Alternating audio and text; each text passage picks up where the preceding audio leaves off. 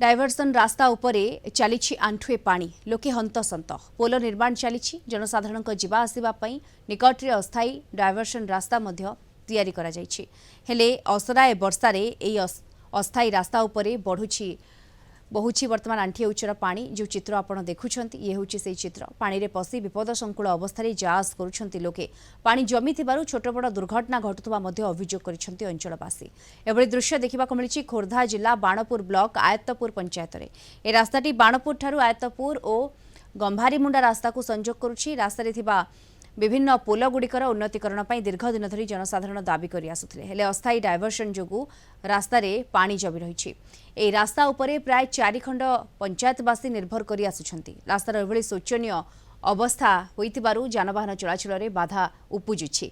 एथिप्रति जिला प्रशासन दृष्टि देबा पई साधारण रे दाबी होछि।